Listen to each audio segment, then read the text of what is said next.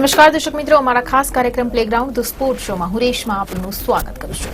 અત્યારે જે પ્રમાણે અહીંયા આપણે આજે ચર્ચા કરવાના છીએ કે ઇન્ડિયા અને વેસ્ટ ઇન્ડિઝ વચ્ચેની 5 વન ડે અને 1 T20 શ્રેણી શરૂ થવા જઈ રહી છે. અત્યારે તાજેતરમાં આપણે કોહલી અને કુંબલે વચ્ચેનો જે વિવાદ છે તે પણ જોયો છે. તો હવે જે પ્રકારે આ વિવાદમાંથી ટીમ ઇન્ડિયા પૂરી બહાર નીકળી અને વેસ્ટ ઇન્ડિઝ પહોંચી ગઈ છે અને ત્યાં જે આખી શ્રેણી શરૂ થવા જઈ રહી છે, તો તે શ્રેણી ઉપર કેવા પ્રકારની અસરો જોવા મળશે, કેવી રીતે રમત આપણને જોવા મળવાની છે, કેવી મેચ અહીંયા જોવા મળશે, તેની વિશે આજે આપણે ચર્ચા કરવાના છે. અને તે ચર્ચા કરવા માટે અમારી સાથે સ્ટુડિયોમાં ઉપસ્થિત છે સ્પોર્ટ્સ એક્સપર્ટ અશોક મિશ્રે. અશોકભાઈ, આપનું સ્વાગત છે. Thank you Reshma, thank you very much. અશોકભાઈ, સૌપ્રથમ આપની પાસેથી જાણવા માંગીશું કે જે પ્રકારે કોહલી અને કુંબલે વચ્ચેનો જે વિવાદ સર્જાયો તાજેતરમાં જ આપણે જોયું છે, અને તે વિવાદ બાદ ટીમ ઇન્ડિયા જે છે વિવાદમાંથી થોડી ઉભરી શકી હશે અને ત્યારબાદ વેસ્ટ ઇન્ડિઝ પહોંચી છે. તો શું લાગી રહ્યું છે કે પ્રથમ વન ડે શ્રેણીમાં આની કોઈ અસર આપણને જોવા મળશે ખરી? પહેલી વાત તો છે કે જે કંઈ નુકસાન કુંબલે અને કોહલીના વિવાદથી થવાનું હતું એ ચેમ્પિયન્સ ટ્રોફીની ફાઇનલની હારથી નુકસાન થઈ ગયું છે. હવે એનાથી વિશેષ નુકસાન ભારતીય ટીમને કંઈ ઉઠાવવું પડે એવું છે નહીં. એટલે અત્યારની પરિસ્થિતિમાં જો જોઈએ તો વેસ્ટ ઇન્ડિઝની ટીમ પ્રમાણમાં ઘણી નબળી છે. પ્રમાણમાં કહી શકાય કે એમનો રેન્ક પણ ઘણો છે. આ ચેમ્પિયન્સ ટ્રોફી માટે ક્વોલિફાય પણ નથી થઈ એવી ટીમ સામે ભારત જેવી મજબૂત ટીમ કે જે ચેમ્પિયન્સ ટ્રોફીની દાવેદાર અને અત્યારે રનર્સઅપ થયેલી ટીમ રમવા જઈ રહી છે.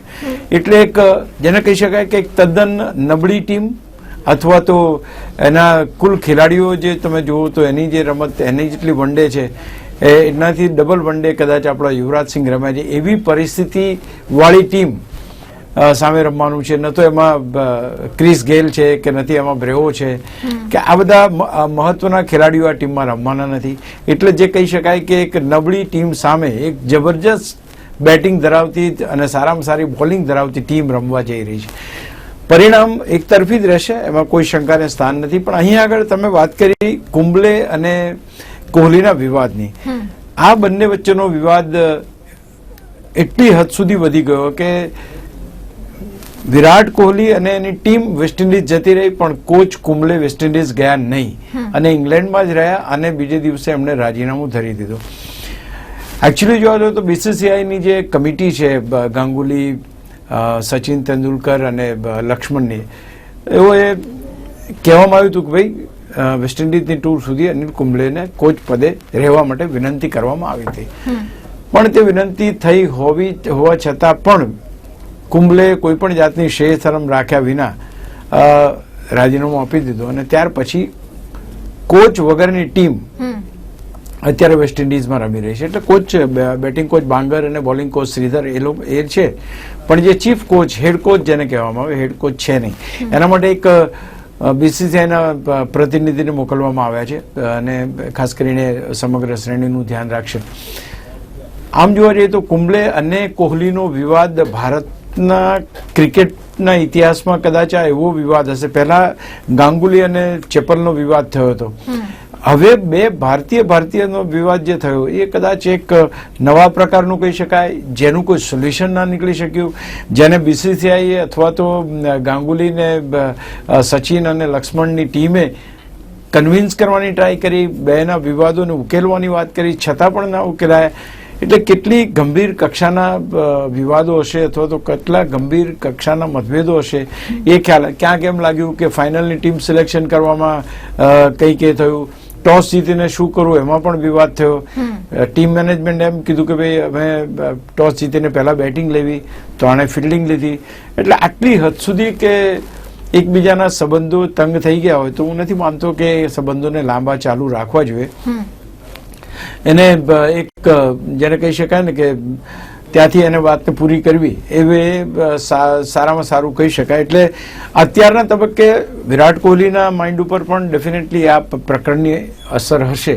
કારણ કે આ પ્રકરણમાં ધારો કે અનિલ કુંબલેની કોચ પદેથી રાજીનામું જે આવ્યું એના ક્યાંક ને ક્યાંક સેન્ટરમાં વિરાટ કોહલી રહ્યો છે. એટલે વિરાટ કોહલીને લોકોના રોષનું ભોગ પણ બનવું પડ્યું છે કે જે લોકો અનિલ કુંબલેને કોચ તરીકે જોવા માંગતા હતા.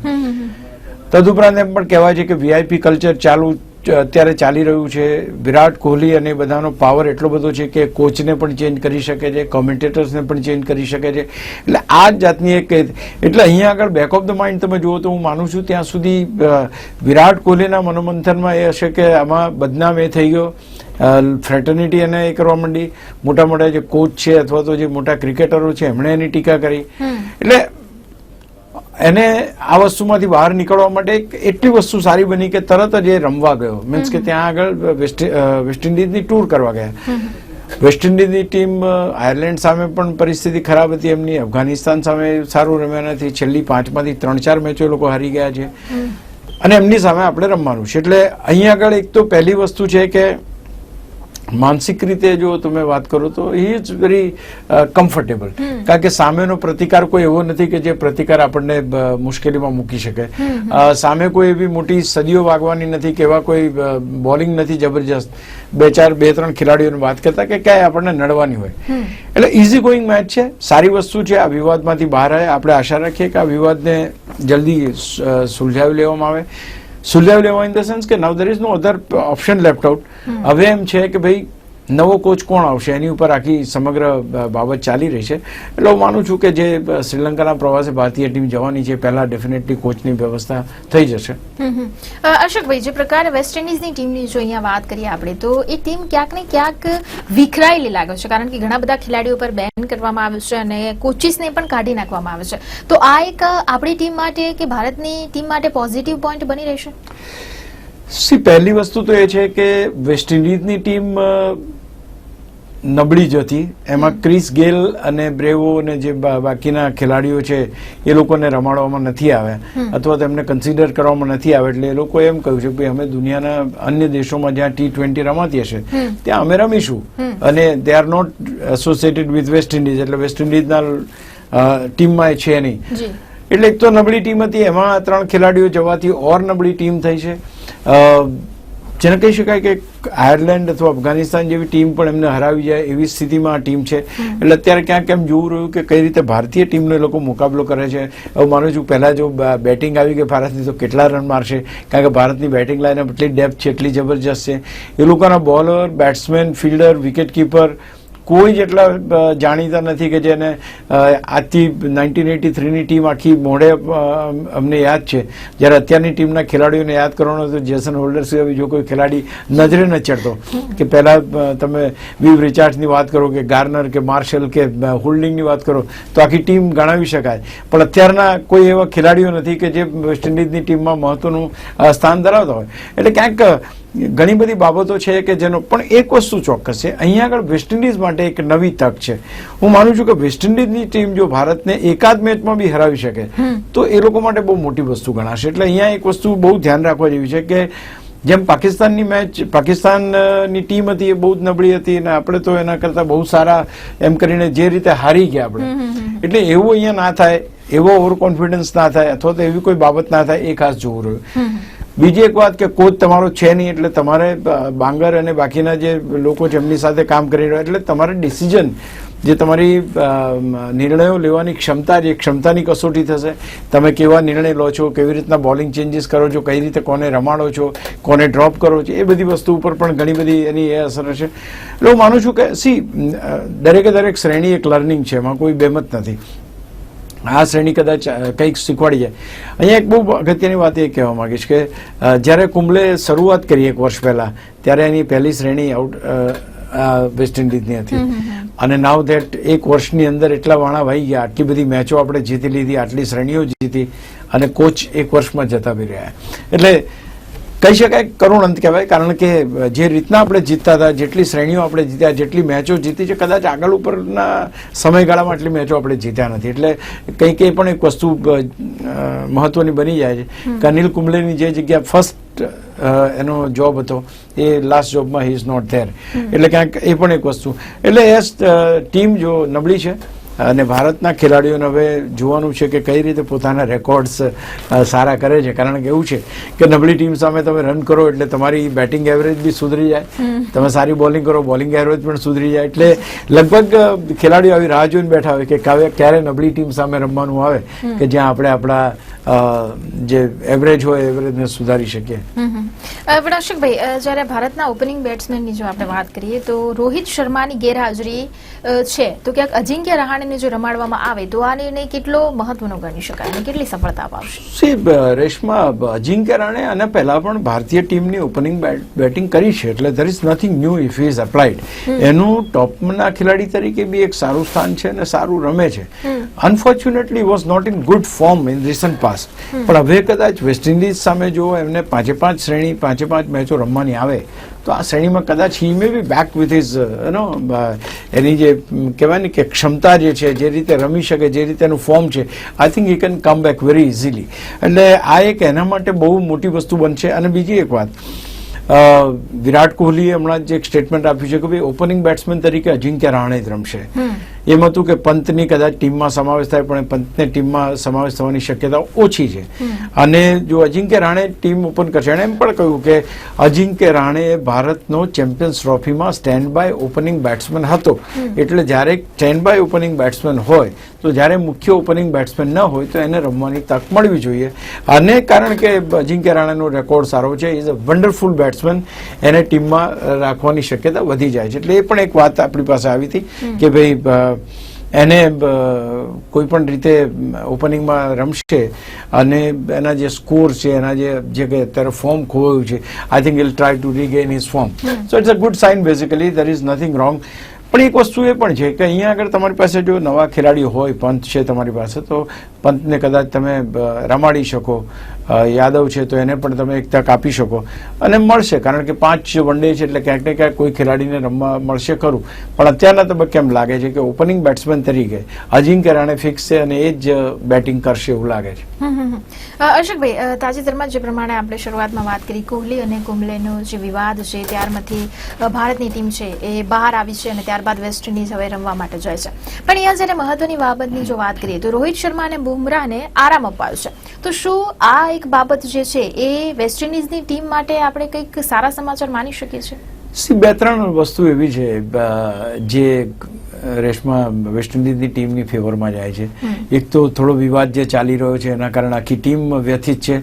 જે રીતે વિરાટ કોહલીએ કહ્યું છે કે ભાઈ હું ડ્રેસિંગ રૂમની વાતો બહાર નહીં પાડું, એટલે એ પણ એક ગંભીર બાબત બની ગઈ છે કે શું બન્યું કોઈને ખબર નથી. આટલા વિવાદો કેમ વધ્યા, આટલા વિવાદો કેમ થયા, એટલે સમગ્ર ભારતીય ટીમ એની અંદર સદમામાં છે અથવા તો આઘાત લાગ્યો છે. પ્લસ તમારી પાસે તમારો સ્ટાર બેટ્સમેન રોહિત શર્મા નથી રમતો અથવા તો સ્ટાર બોલર તમારો જસપ્રીત બુમરાહ નથી રમતો, એટલે કંઈક પ્લસ પોઈન્ટ ગણી શકાય ખરું. પણ તે છતાંય જે રીતની આપણી ટીમ છે રેશમા, એમાં એમ લાગે છે કે we have better bowlers, we have better batsmen. એટલે કદાચ આ બંને ખેલાડીઓના જવાથી જે શૂન્યાવકાશ સર્જાયો છે એમાં એનું સ્થાન લઈ શકે એવા ખેલાડીઓ પણ છે, એમના સ્થાને રમે એવા ખેલાડીઓ પણ છે, અને ધારો કે કદાચ પરફોર્મ કરવાનો આવે તો પરફોર્મ કરે એવા ખેલાડીઓ પણ છે. એટલે હું માનું છું કે એમના જવાથી બહુ મોટો ફેર નહીં પડે, પણ આપણે ઈચ્છીએ કે જલ્દી એ લોકો પાછા મીન્સ કે એમને આરામ અપાવે છે એટલે નેક્સ્ટ શ્રીલંકાની ટૂર જશે આપણી. I think they should be back in the team. અશોકભાઈ, અહીંયા વેસ્ટ ઇન્ડિઝને જ્યારે વાત કરવામાં આવે તો વેસ્ટ ઇન્ડિઝ સામેની ભારતનો ઇતિહાસની જો અહીંયા આપણે વાત કરીએ તો છેલ્લી 4માંથી 3 વન ડે ગુમાવી છે. તો શું એ બાબતનો કોઈ અહીંયા ખાસ ફરક પડી શકે એમ છે? વેસ્ટ ઇન્ડિઝની એક ધાક હતી, મને યાદ છે 1983ની અંદર જ્યારે આપણે વિશ્વ કપ જીત્યા હતા એ જમાનામાં જે ટીમની ધાક હતી, જે એમનો દબદબો હતો, જે એમનો એના બેટ્સમેનોથી લોકો ગભરાતા હતા, એના બોલરોથી ભારતના બેટ્સમેનો તો નહીં પણ આખી દુનિયાના બેટ્સમેનો થરથર ધ્રુજતા હતા એમ કહેવાય છે. વેસ્લી હોલ જુઓ કે ચાર્લી ગ્રિફિથ જુઓ, તમે માઇકલ હોલ્ડિંગ જુઓ કે તમે માલ્કમ માર્શલ જુઓ, જોયલ ગાર્નર જુઓ, આ બધા ખેલાડીઓથી એ ટીમ ભરેલી હતી જેને એમ કહી શકાય. બેટ્સમેનો તમે ક્લાઇવ લોયડ જુઓ કે વિવેન રિચાર્ડ્સ જુઓ, જેફરી ડુઝોન વિકેટ કીપર તમે જુઓ, કે ગોર્ડન ધ ગ્રેટ જુઓ, કે તમે હેન્સ જુઓ, આ બધા ખેલાડીઓ હતા કે જેના નામ હજુ સુધી, જેના ફટકા હજુ સુધી યાદ છે, કે જેની રમવાની શૈલી હજુ સુધી યાદ છે. ત્યારે યુગ પૂરો થયો ત્યાર પછી અત્યાર સુધી હું નથી માનતો કે ક્યારેય વેસ્ટ ઇન્ડિઝની ટીમ ફરી એક એ લયમાં આવી કે જે લયમાં 1983 થી 85 ત્યાર પછી ના સમયમાં હતી. I think they have never came in to that era. એટલે એમ કહી શકાય કે એક સુવર્ણ યુગ એનો પતી ગયો છે અને અત્યારે જે કોઈ ખેલાડી છે એમાં ક્યાંક એવી ઝલક નથી દેખાતી, ક્યાંક એવી અસર નથી દેખાતી કે જે ગેરી સોબર્સ હોય કે ભાઈ ક્લાઇવ લોયડ હોય કે વિવિયન રિચાર્ડ્સ હોય કે ડેસ્મન્ડ હેઇન્સ હોય કે ગોર્ડન ગ્રીનિજ હોય, એ બધા ખેલાડીઓને ક્યાંક ને ક્યાંક કોરિલેટ કરી શકે.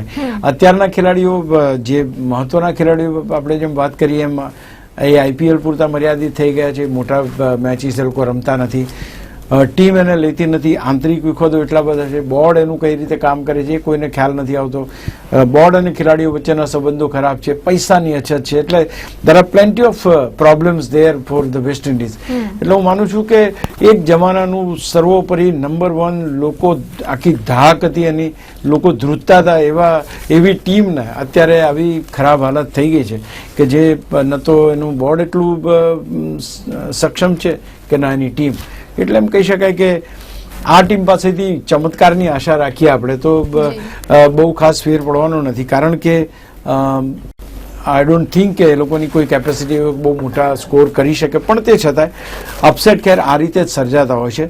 આપણે જ્યારે 1983ના વિશ્વકપમાં વેસ્ટ ઇન્ડિઝને હરાયું ત્યારે કોઈને ખબર નહોતી કે ભારત વિશ્વ ચેમ્પિયન બનશે, કારણ કે આપણો ક્રમ તો કેટલો બધો 10મો નંબર આપણો હતો. આપણા પહેલા બધી જ ટીમો આપણા કરતાં સારું રમતી હતી, આપણે જ ખરાબ રમતા હતા એવું હતું.